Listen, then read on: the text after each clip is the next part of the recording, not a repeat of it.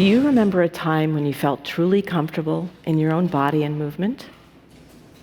As children, most of us were probably quite free in our posture and balance, but what happened to that beautiful, free uprightness?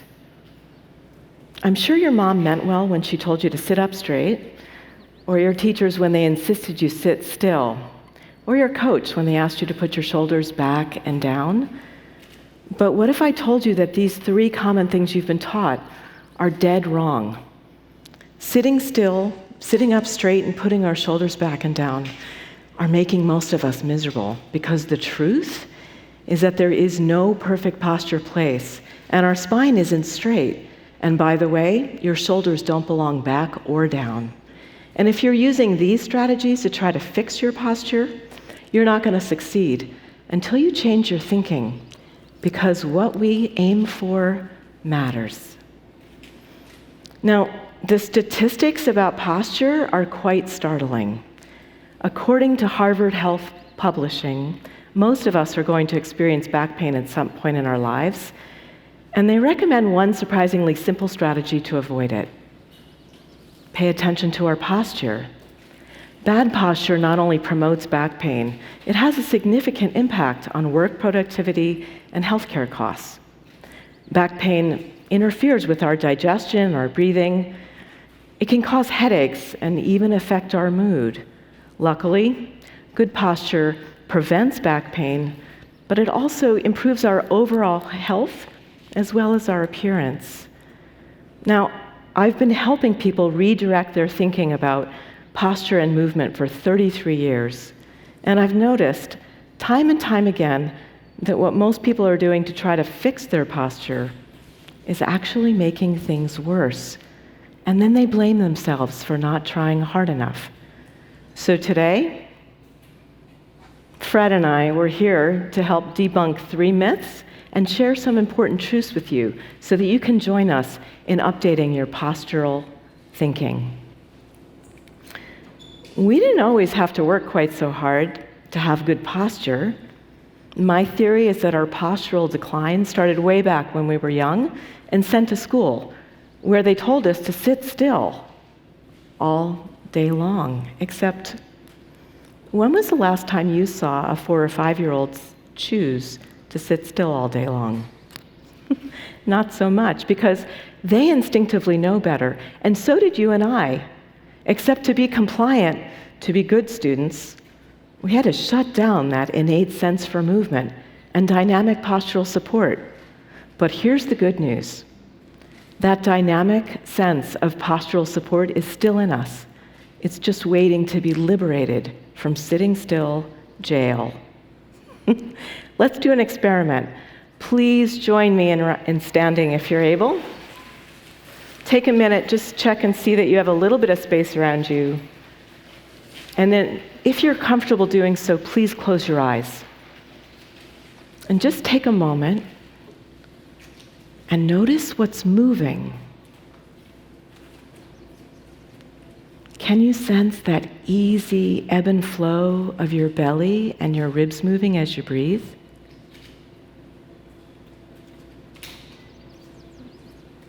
Do you notice the small movements happening in your ankle joints, or your knees, or your hips? Can you sense those micro movements that your skull makes to balance at the top of your spine? Or those little bits of movement happening along the long span of your spine? These are the micro movements of breathing and the dynamics of posture. And when you're ready, you can gently open your eyes, enjoy all that micro movement, and return to your seats. Was it surprising to you how much movement there was? In a dance form known as contact improvisation, we call that our small dance. And it was that small dance that came alive for me as a young dancer and helped me solve a big problem. I was in college and I was working hard. And I was working especially hard, training to balance on one leg. Now, balancing on one leg is an essential skill for both ballet and modern dancers, except my balance was truly terrible. Every day I'd panic as my favorite ballet teacher would instruct us to hold, and then she'd start to count. 1, 2, my knuckles would be white from gripping the bar so tightly.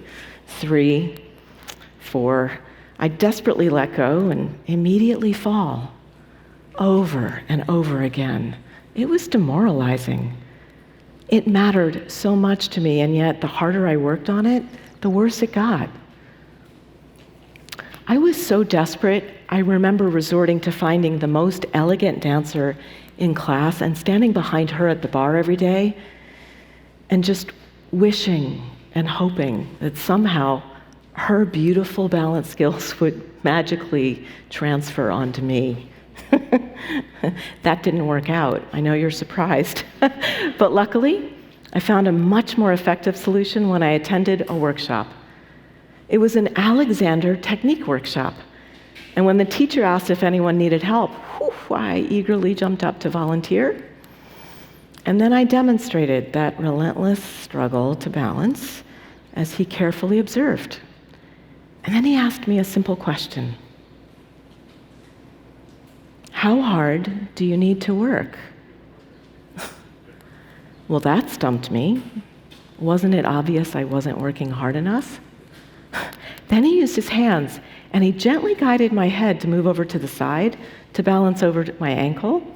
And then he used his hands to gently, delicately encourage me to stop gripping my tight muscles and stop locking my locked joints, and to encourage me to allow this dynamic flow of movement to continue. And all of a sudden I realized I wasn't holding anymore, I was balancing. 1, 2, 3. I was floating. 4, 5, 6. I could have stayed there forever. I was elated. You see, the language used in a dance class is to hold, so that's what I'd been trying to do. Except, as it turns out, it was all that work trying to hold still that was throwing me off balance. I couldn't succeed until I stopped doing the thing that wasn't working, holding, and allowed something new to happen. That small dance micro-movement of moving into balance. And so, we've just successfully busted our first postural myth. That posture is a place and needs to be held. Except posture is not a place. It's really dynamic. We have 360 joints in our bodies. That's a lot of moving parts. We're designed for movement, and posture is dynamic and requires micro-movement, just as you experienced yourself a moment ago. And just like a tightrope walker, because if a tightrope walker tried to hold, they would definitely fall over, just like what was happening at me at the ballet bar. So in this moment, join me in updating your postural thinking. Enjoy the micro-movements of your own breathing, posture, and balance to liberate yourself from sitting still. The second myth we have to bust is the most common thing you've been taught. What Mom said, sit up straight. But let's separate fact from fiction, please. We are built beautifully and exclusively of curves and spirals, and our spine is anything but straight. Let's take a closer look at Fred.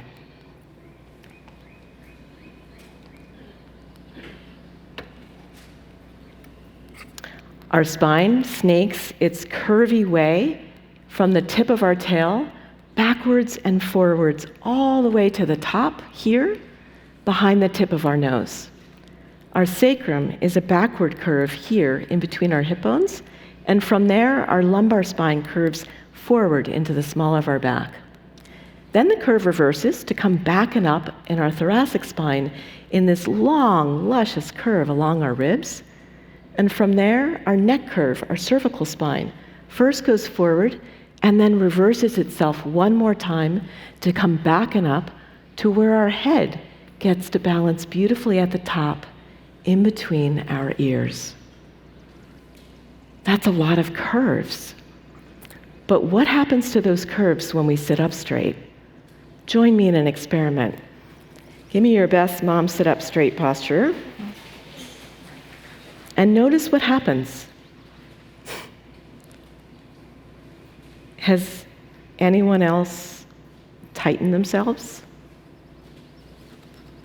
Or stopped allowing micro-movement? Or maybe even held your breath? Yeah, I call that up and tight, and I'm sure none of you need my help doing it. Now place your hand on the small of your back, please, and feel what happens here. As we aim for straightening our spine, most of us are increasing that low back curve forward, and we've also added a lot of tension there. Above our hand, we've overpowered and straightened our thoracic spine, which is where our ribs are, which, by the way, crowds our capacity for breathing. Nothing about our design is arbitrary. When we truly appreciate and cooperate with the truth of our structure, everything gets to work better. For instance, the curves of our spine, they provide balance. They also provide a springiness to absorb the impact when we walk or run or jump. The curves of our spine also give us a greater range of motion, so we can do things like look up or do a back bend, aided by the forward curves in our neck and our low back, or we can reach down and do a somersault, aided by the backward curves in our sacrum and along our thoracic spine. When we override our curves, we forfeit so much. And by the way, how sustainable is your sit-up straight strategy? How many of you have already settled back into your slumps? So in this moment, join me. Update your postural thinking. Invite your head to move gently to find its small dance balance over your seat so that you can enjoy the curves of your spine forward and back so that you can liberate yourself from sitting up straight. Which brings us to our third and final postural myth about our most bullied body part, shoulders. Now, why do so many people insist they know where our shoulders belong? And what actually happens when we put our shoulders back or down or back and down? Let's consult with Fred again.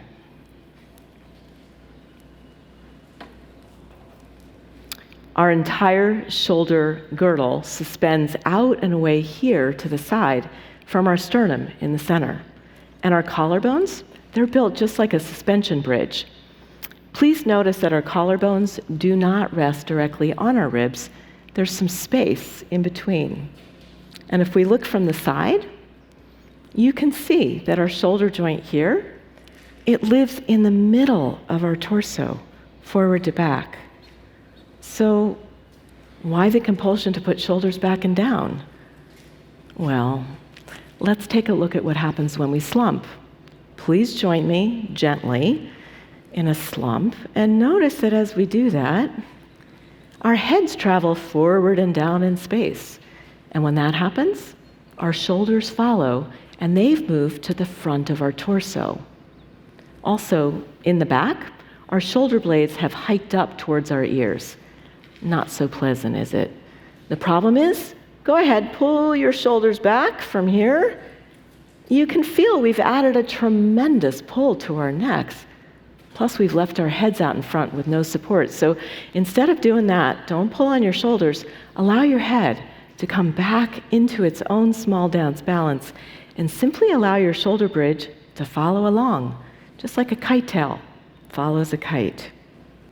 So, are you ready to stop working hard at something that isn't working? When we aim for being still or straight or shoulders back and down, or any other instruction that doesn't jive with the truth, we're unwittingly compromising both our comfort and our best functioning. So the next time you notice your shoulders have rounded forward or crept up towards your ears, or the next time your back complains, Instead of working against yourself by aiming for some mythical perfect posture place, get curious about how you can cooperate with that innate sense of movement and dynamic postural support that's still in you, waiting to be liberated. Join me now. Invite your head to move freely at the top of your spine, to come up and back in space, to find its own small dance balance at the top of your curvy spine, over a movable base, so that you can liberate your shoulder bridge out and away in the middle of your torso. Check in with those easy forward and back curves of your spine.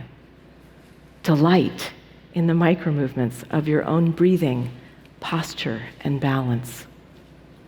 I'm so grateful that the Alexander technique has given me this powerful toolkit, so I get to discover if my thinking is actually helping or hurting me reach my goals, plus the people that I work with. We can learn to give up working hard at making ourselves up and tight and find a path to liberate ourselves in a new direction. Knowing the truth of our design can set us free. Not only will your back thank you, but you might be surprised what else can improve.